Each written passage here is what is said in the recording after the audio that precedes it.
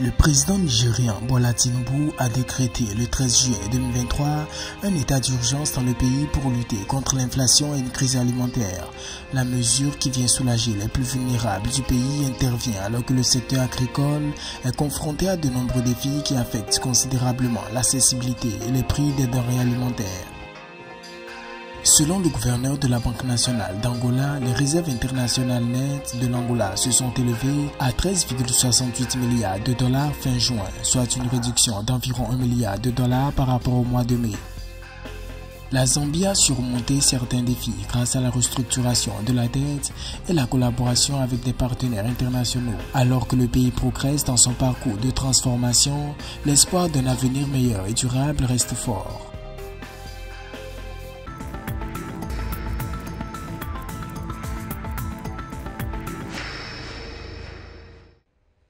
Depuis le 13 juillet 2023, le Nigeria est en état d'urgence pour contrer l'inflation et une crise alimentaire. La mesure décrétée par le président Bola Tinubu intervient en réponse à l'inflation galopante dans le pays qui menace la sécurité alimentaire des populations d'après un communiqué de la présidence. Le chef de l'État a également ordonné la distribution immédiate d'engrais et de céréales aux agriculteurs et aux ménages pour atténuer les effets de la suppression des subventions tout en augmentant les revenus des exportations alimentaires et agricoles. Le nouveau président Tinubu a les capacités, avec tout le potentiel militaire qu'il a au Nigeria, peut lutter contre l'insécurité militaire qui sévit dans tout le Nigeria et surtout au nord. Et puis, il a aussi les capacités financières, avec les rentrées de devises provenant du pétrole, d'investir massivement dans l'agriculture qui a été délaissée depuis les années 70. Et puis d'inciter les milliardaires nigériens, en l'occurrence Ali Dangote, à investir massivement 60% de leurs capacités financières dans l'agriculture. Les données du Bureau national des statistiques indiquent que depuis janvier 2021, le taux d'inflation global au Nigeria est resté élevé. Il atteint un niveau record de 22,41% en mai 2023, en glissement annuel contre 22,22% en avril, soit une hausse de 0,19% avec les denrées alimentaires comme principal facteur de cette inflation. Il faudrait nourrir les 200 à 300 millions de Nigériens parce que sinon, c'est des dizaines et des dizaines de milliards de dollars qui seront affectés à l'importation de produits alimentaires alors que le Nigeria a les capacités et les terres pour nourrir sa population. Parmi les plans d'intervention prévus par le gouvernement nigérian, l'allocation d'une partie des économies réalisées grâce à la fin des subventions sur les carburants pour soutenir le secteur agricole à court terme et stimuler la création d'emplois dans le secteur. Le gouvernement envisage également la création du Conseil national des produits pour stabiliser les prix des denrées essentielles et maintenir les réserves stratégiques, le renforcement de la sécurité des fermes et agriculteurs, ainsi que du rôle de la Banque centrale dans le financement de la chaîne de valeur agricole.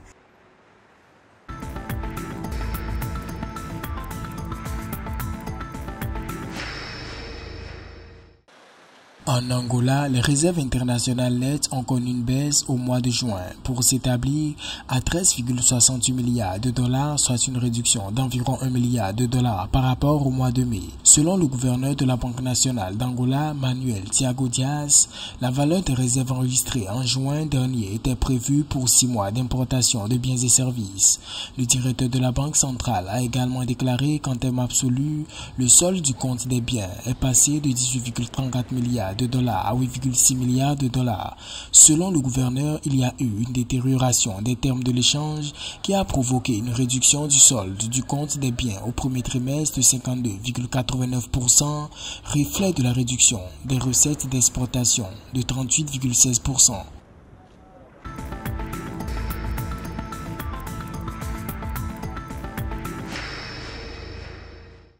Selon le ministère des Finances zambien, la dette restructurée de la Zambie a établi une baisse solide pour un avenir radieux. Grâce au soutien international, la dette restructurée de la Zambie est sur le point d'avoir un impact transformateur sur le paysage socio-économique de la Zambie. S'exprimant lors de la présentation du deuxième examen national volontaire de la Zambie lors du forum politique de haut niveau sur le développement durable qui s'est tenu au siège des Nations Unies à New York, la secrétaire permanente par intérim du ministère des Finances et de la Planification a souligné que les efforts de restructuration de la dette permettraient au pays d'allouer des ressources plus efficacement, conduisant finalement à un changement positif.